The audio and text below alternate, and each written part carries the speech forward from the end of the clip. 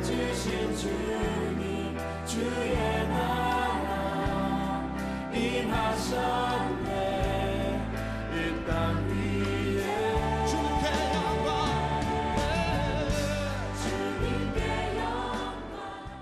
교회 부흥은 하나님의 절대적인 요청입니다.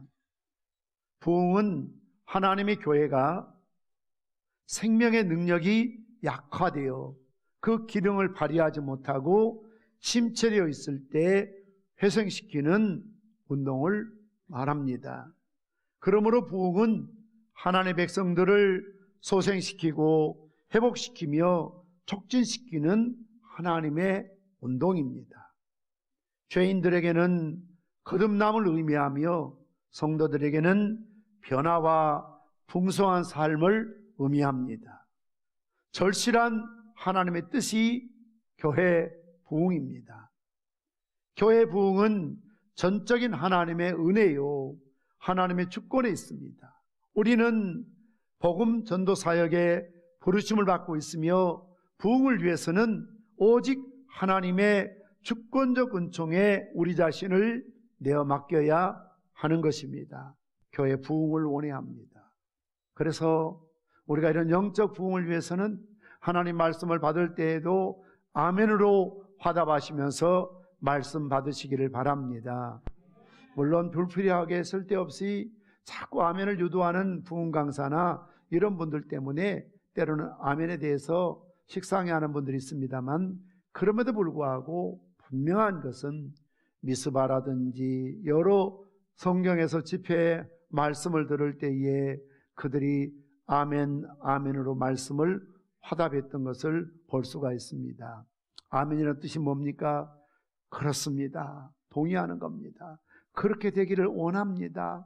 우리 교회도 나에게도 그렇게 이루어지기를 소원합니다. 마음으로 믿을 뿐만 아니라 입술로 시인하고 고백하는 것이 아멘이라는 것입니다. 오늘 우리 학습, 세례, 입교, 유아 세례 일어나서 묻고 예로서 답하게 하는 이유가 뭡니까? 많은 성도들 앞에서 자기가 믿는 바를 입으로 고백하도록 하는 것입니다.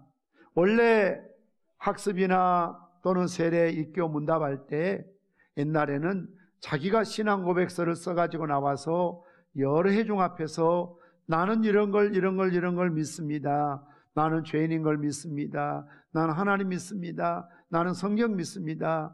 이제 내가 이 교회 앞에 참 치리에 복종하며 순종하며 열심히 헌신하겠습니다. 이렇게 자기가 고백하고 그 고백을 듣고 세례를 베풀었던 것을 볼 수가 있습니다. 이제 인원이 많고 시간이 없기 때문에 편의상 그러한 내용을 우리가 문답한다고 하죠. 질문하면 본인이 예로서 답하게 하는 것입니다. 자기 고백이 중요합니다. 우리가 말씀을 받을 때에도 그냥 받을 수도 있지만 마음으로 속으로 믿을 수도 있지만 더 중요한 것은 입술로 고백해서 아멘, 아멘으로 화답하시는 그런 좋은 습관을 여러분 몸에 붙이시기를 바랍니다. 여러분이 말씀 들을 때에 한 번도 입을 열지 않고 예배드려 간다는 것은 참 문제 있는 병든 신앙입니다. 앞에서 예배를 인도하다 보면 어떤 분들은 찬양 시간에도 입을 꼭 다물고 계세요. 귀로만 듣고 계십니다. 예배를 돕기 위해서 선교단을 세워서 함께 찬양하는데요, 여러분들도 함께 찬양을 크게 하셔야 됩니다. 기도하실 때에도, 교동문을 읽을 때에도, 설교 말씀을 들을 때에도 항상 그 말씀 앞에 내가 반응해야 되거든요. 살아있는 사람은 딱 뭔가 지나가면 깜빡하고 이런 반응을 하잖아요. 죽은 사람은 반응을 하지 않습니다. 때려도 아픈 줄을 모릅니다. 더운 줄도 모르고 추운 줄도 모릅니다. 죽었다는 겁니다. 하나님 말씀을 들을 때에 반응한다는 것은, 아멘으로 화답한다는 것은 내 영혼이 건강하다는 겁니다. 살아있다는 겁니다. 그래서 괜히 부흥 강사 또는 강사들 오셔서 아멘 하라고 하는 것이 아니고 유익하기 때문에, 우리에게 꼭 필요한 것이기 때문에 그토록 아멘을 주문하고 있는 것을 볼 수가 있습니다. 안 하는 사람보다 하는 사람들에게 더 큰 은혜와 더 큰 축복과 응답이 속히 이루어질 줄 믿습니다. 부흥은 말씀을 들을 때부터 벌써 열린 마음으로 아멘으로 화답하며 하나님 말씀 앞에 반응하는 것입니다. 우리가 성경을 보면 부흥이라는 단어가 단 한 곳에 기록되고 있습니다. 하박국 3장 2절 말씀 보면 여호와여 주는 주의 일을 이 수년 내에 부흥하게 하옵소서. 이 수년 내에 나타내시옵소서. 진노 중에라도 긍휼을 잊지 마옵소서. 무엇을 말합니까? 부흥은 저절로 되는 게 아니라 그 말입니다. 부흥에 대한 열망이 있어야 합니다. 소원이 있어야 합니다. 간절함이 있어야 합니다. 그래서 부흥하는 교회들은 어쩌다 보니까 부흥되는 것이 아니고 담임 목사를 비롯해서 우리 장로님 모든 종직들 온 성도들이 부흥에 대한 갈망이 있어야 합니다. 사모함이 있어야 됩니다. 그래서 여호와여 주는 주의 일을 이 수년 내에 부흥하게 하옵소서. 부흥에 대한 간절한 열망이 있습니다. 그리고 수년 내에 부흥하게 해달라는 것은 속히 부흥하게 해주십시오. 뿐만 아니라 진노 중에라도 긍휼을 잊지 마옵소서. 뭘 말합니까? 우리의 부족함이 많습니다. 연약함이 많습니다. 이러한 진노받을 수밖에 없는 상황 속에라서 여호와여 긍휼하심을 자비하심을 잊지 말아달라고 간구하고 있는 그런 기도 제목을 볼 수가 있습니다. 부흥은 사람의 수적인 증가만을 말하는 것이 아닙니다. 쇠잔한 것을 다시 일어나게 하는 것을 의미합니다. 마치 가뭄의 단비가 내리듯이 메말랐던 마음속에 하나님의 영광으로 충만하고 하나님을 높이며 그 마음이 뜨거워져서 하나님의 뜻에 순종하며 살게 되는 것을 말합니다. 이것이 진정한 부흥인 것입니다. 이러한 부흥은 사무엘 당시 미스바에서 일어났습니다. 엘리야 선지자 때에 갈멜산에서 일어났습니다. 이런 부흥이 일어나면 죄인들이 회개하고 주님께로 돌아옵니다. 나태했던 사람들이 충성스러워집니다. 불평과 불만은 찬송과 기도로 바뀌게 됩니다. 하나님 말씀 앞에 아멘, 아멘으로 화답하게 됩니다. 이것이 부흥의 모습인 것입니다. 우리 모두는 이러한 부흥을 기대해야 될 줄 믿습니다. 아멘입니까? 그렇습니다. 부흥에 대한 열망이 있어야 돼요. 기대가 있어야 돼요. 오늘 우리는 본문 말씀을 통해서 어떻게 하면 이런 부흥이 일어날 수 있을까를 몇 가지로 배워야 하겠습니다. 첫째는 죄를 회개할 때 부흥이 일어난다고 말씀하고 있습니다. 오늘 13절 말씀 보시면 혹 내가 하늘을 닫고 비를 내리지 아니하거나 혹 메뚜기들에게 토산을 먹게 하거나 혹 전염병이 내 백성 가운데 유행하게 할 때에 뭘 말합니까? 국가적으로, 교회적으로, 가정적으로, 개인적으로 큰 재앙이 있을 때에, 재난이 있을 때에, 위험이 있을 때, 위기가 있을 때에 그러한 것을 가리켜서 하늘이 닫혀서 비가 내리지 않거나 메뚜기들이 토산의 모든 참 곡식들을 먹어버리거나 또는 이유도 알 수 없는 병들이 돌아서 수많은 사람들이 죽어나갈 때에 이것은 국가적인, 지역적인 큰 위기를, 고난을, 재앙을 의미합니다. 오늘 하나님께서는 솔로몬 성전을 봉헌하고 일천번제를 드렸을 때에 나타나셔서 솔로몬에게 하신 말씀이 본문의 내용입니다. 이런 위기가 있을 때, 이런 재앙이 있을 때, 이런 고난이나 어떤 문제가 발생하게 되면 14절 말씀처럼 내 이름으로 일컫는 내 백성이 그들의 악한 길에서 떠나 스스로 낮추고 기도하여 내 얼굴을 찾으면 내가 하늘에서 듣고 그들의 죄를 사하고 그들의 땅을 고치겠다고 말씀하셨습니다. 내 이름으로 일컫는 하나님의 백성이 첫째는 그들의 악한 길에서 떠나라고 말씀합니다. 악한 길에서 떠나라. 악한 길이 뭡니까? 죄된 길, 하나님을 무시하고 하나님 없이 살아가는 길, 하나님을 대적하고 하나님께 불순종하는 길, 내가 가야 될 삶의 길을 걷지 않고 직분들을 가볍게 여기는 길, 이런 것들이 하나님 앞에서 악한 길입니다. 이런 죄들을 회개할 때 하나님께서는 하늘에서 듣고 그들의 죄를 사하고 그들의 땅을 고치겠다고 약속하셨습니다. 이 나라가, 이 지역이, 우리 평산교회가 고침받기 위해서는 무엇보다도 죄 문제를 먼저 해결해야 한다는 것입니다. 왜냐하면 죄는 하늘의 은혜를 가로막는 담이 되는 것입니다. 여호와의 손이 짧아 구원치 못하심이 아니요 여호와의 귀가 둔하여 듣지 못하심이 아니고 너와 나 사이에 죄가 가로막혀 있다.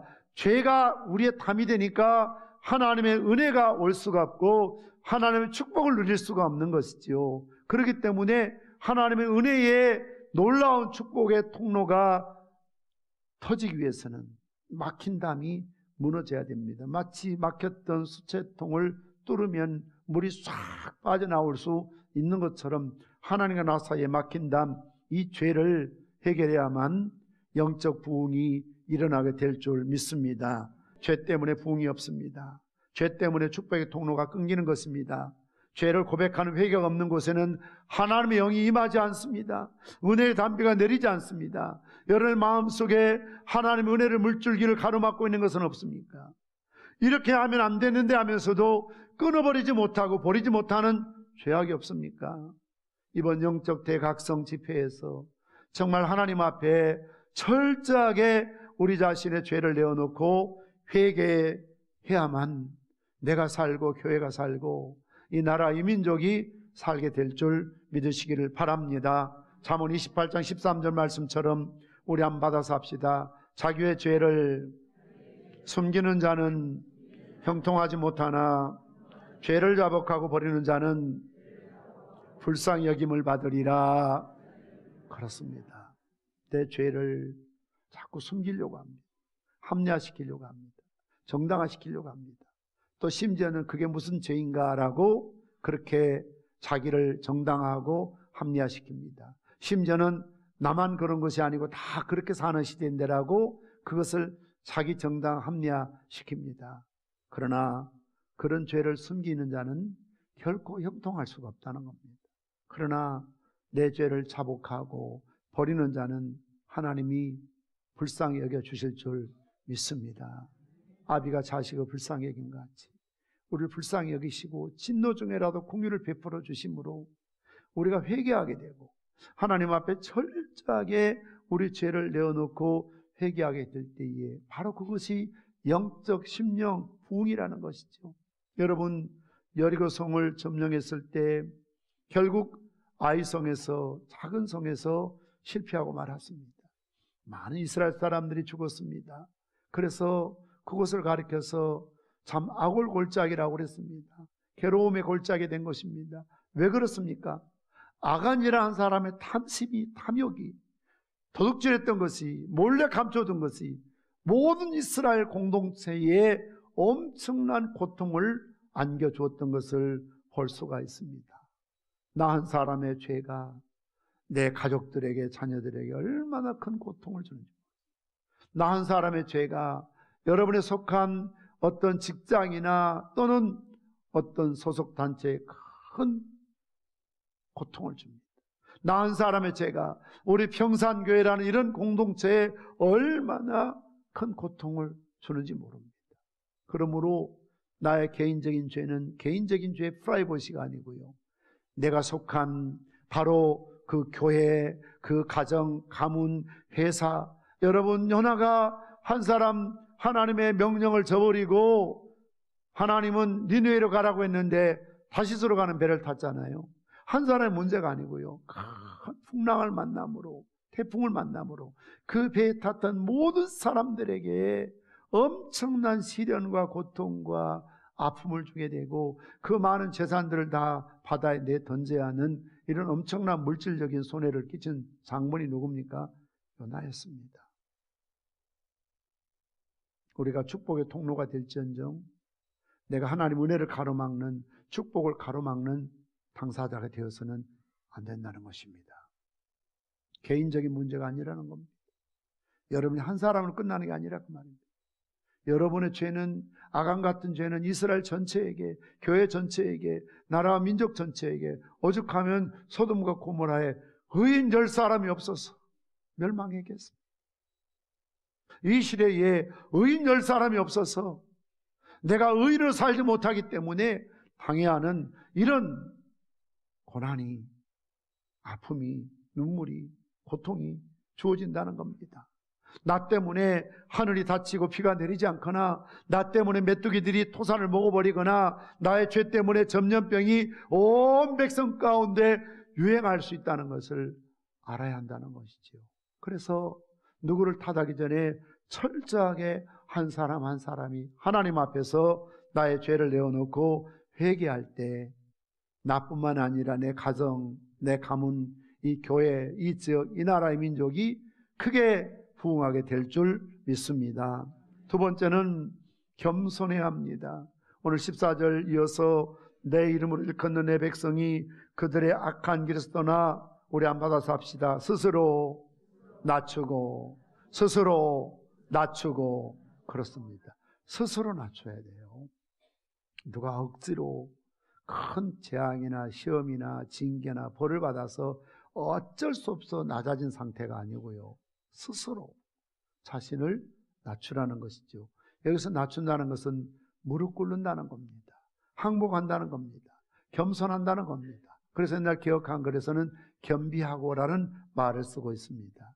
은혜의 문은 높지 않습니다. 부흥과 축복의 문도 높지 않습니다. 그러나 머리를 높이 두는 자는 결코 그리로 들어갈 수가 없습니다. 여러분, 교만은 하나님을 거역하는 데서 오는 겁니다. 다니엘 5장 20절부터 23절 말씀 보면, 느부갓네살이 그의 마음이 높아지며 뜻이 완악하여 교만 행함으로 그의 왕위가 폐한 바 되어서 그 영광을 빼앗겼다고 말하고 있습니다. 22절 말씀 보면, 벨사살 왕이여 그의 아들이 되어서 이것을 다 알고도 아직도 마음을 낮추지 아니하고 도리어 자신을 하늘의 주제보다 높였다는 것이죠. 느부갓네살 왕이 스스로 높임으로, 교만함으로 하나님 그를 치셔서 들의 짐승처럼 7년 동안 비참하게 삽니다. 벨사살 왕이 얼마나 교만했던지, 아버지가 그렇게 교만해서 망한 것을 알고도 자기 스스로 자기를 높여서 어이없는 예루살렘 성전에 빼앗아온 병기로 술 파티를 열고 잔치를 베풀고 우상을 섬겼을 때에 그의 벽 뒤에 손이 나타나서 글씨를 썼습니다. 메네메네 대길 우바르신, 달아보고 헤아려 봐도 모자라서 메대와 화살은 나눈다는 겁니다. 그래서 30절에 뭐라고 기록되고 있습니까? 그 예언이 있던 그날 밤, 다니엘이 그 말을 풀어주던 그날 밤에 갈대왕 벨사살이 죽임을 당했다는 겁니다. 그래서 그가 죽고 나라가 망했던 것을 볼 수가 있습니다. 이만큼 교만은 무서운 것입니다. 교만은 악한 생각에서 나옵니다. 마태복음, 마가복음 7장 21절에서 22절 말씀 보면, 속에서 곧 사람의 마음에서 나오는 것은 악한 생각, 곧 음란과 도적질과 살인과 간음과 탐욕과 악독과 속임과 음탕과 질투와 비방과 교만과 우매함이니 이 모든 악한 것이 그 속에서 나와 사람을 더럽게 한다. 우리 마음 속에서 비판하는 마음, 교만한 마음, 우매함, 이런 죄를 죄인 줄 알지 못하는 거죠. 이것이 우매함입니다. 미련함이라는 것은 자기 죄를 깨닫지 못하는 것입니다. 알지 못하는 것입니다. 교만은 스스로 의롭다고 연에서 나옵니다. 누가복음 18장 11절 이하의 말씀 보면, 바리새인은 따로 서서 기도하여 이르되 하나님, 나는 다른 사람들 곧 토색, 불의, 간음하는 자들 같지 아니하고 이 세리와도 같지 아니하면 감사하나이다. 나는 일에 2번씩 금식하고 소득의 11조를 드립니다. 뭘 말합니까? 이 바리새인 보십시오. 토색도 하지 않고 불의도 하지 않고 간음도 하지 않고 그 세리와도 같지 아니하고 일주일에 이틀씩 금식하고 소득의 11조를 철저하게 드리는, 어떻게 보면 이런 교인이 어디 있겠습니까? 이런 멋진 사람, 이런 모델이 지금 찾아볼 수 있겠습니까? 얼마나 훌륭합니까? 얼마나 훌륭했으면 토색도 하지 않고 불의도 하지 않고 간음도 하지 않고, 그리고 일주일에 이틀씩 금식기도 하고 철저하게 채소 뿌리 하나, 약 뿌리 하나, 소득의 11조를 하나님께 고별해 드릴 정도로 대단한 인물이잖아요. A 뿌리잖아요. 엑셀런트잖아요. 그런데 주님은 그의 기도를 듣지 않으셨습니다. 왜일까요? 더 무서운 죄가 교만이었던 것입니다. 죄 짓고 겸손하라는 말은 아닙니다. 어렵게 살아야 됩니다. 깨끗하게 살아야 됩니다. 정직하게 살아야 됩니다. 열심히 살아야 됩니다. 정말 신실하게 살아야 됩니다. 그런데 여러분, 그런 사람들이 정말 조심해야 될 것은 자기 의로움으로 말미암는 교만의 정상에 서 있으면 안 됩니다. 그래서 비교하지 마십시오. 판단하지 마십시오. 정죄하지 마십시오. 남의 눈 속에 있는 티만 보지 말고 내 눈 속에 있는 들보를 봐야 되는데, 가장 큰 들보가 뭡니까? 불의한 것도, 도색한 것도, 간음한 것도, 기도도 그 무엇도 아니라 내가 교만하다는 것을 스스로 깨닫지 못했습니다. 그만큼 교만은 무서운 죄악입니다. 진정한 부흥은 수천 수만의 사람들이 우울거리는 곳이 아니라 가슴을 치는 손 가까이 있다고 그랬습니다. 눈물로 젖은 손수건 곁에 있다고 그랬습니다. 내가 남들보다 좀 많이 수고하고 헌신하고 희생하고 봉사하고 또 남들이 없는 지식이 있고 재물이 있고 부와 권력이 있다 할지라도 우리는 겸손한 자리에서 은혜 자리에 머물러야 될 줄 믿습니다. 세 번째는 우리는 기도해야 합니다. 하나님 앞에 얼굴을 구하라고 말씀하고 있습니다. 기도할 때 홍해가 갈라졌습니다. 기도할 때 태양이 멈췄습니다. 기도할 때 하늘에 불이 떨어졌습니다. 기도할 때 하나님 마음과 생각을 바꾸시기도 하셨던 것을 볼 수가 있습니다. 어느 목사님 글에 참 의미 있는 글이 써 있더라고요. 교회 안에는 많은 여자 성도님들이 많습니다. 오늘 여기에도 아마 남자분보다는 여자분들이 훨씬 많지 않습니까? 그런데요, 교회 부흥은 이러한 여성도들이 거울 앞에서 자기 얼굴을 가꾸는 시간만큼 정성을 들여 기도하면 그 교회는 부흥한답니다. 오늘 오실 때 거울 앞에 얼마나 앉아 계셨습니까? 거울 앞에는 30분, 1시간 계시는데 왜 기도는 5분도 못 하시고 10분도 못 하십니까? 왜 기도가 안 되신다고 합니까? 사모함이 없거나 교만하거나 답답하지 않으니까. 발등에 불이 떨어져야 기도 한 분 계시죠? 꼭 그렇게 위기를 당하고 어려움을 당하고 죽음 앞에 서야 기도하시렵니까? 보험을 넣듯이 편안할 때, 건강할 때, 문제 없을 때 기도 좀 하면 안 되시겠습니까, 여러분? 왜 그렇게 기도에 대해서 깊은 영적인 깊이가 없습니까? 왜 그렇게 사모함이 없습니까? 왜 이렇게 가슴을 치는 것이 없습니까? 왜 눈물 뿌려 하나님 앞에 간절히 부르짖는 영적인 갈망이 없는 것입니까? 기도해야 합니다. 하나님의 얼굴을 구하면 하나님께서 귀를 기울이시고 눈을 두셔서 우리를 보시고 들어주실 줄 믿습니다. 마지막 네 번째는 부흥은 하나님 법대로 사는 것입니다. 오늘 17절 말씀 보면 내가 만일 내 앞에서 행하기를 내 아버지 다윗이 행하 같이 하여 내가 내게 명령한 모든 것을 행하여 내 율례와 법규를 지키면이라고 말씀하고 있습니다. 사실 옛날에는 부흥회를 사경회라고 그랬습니다.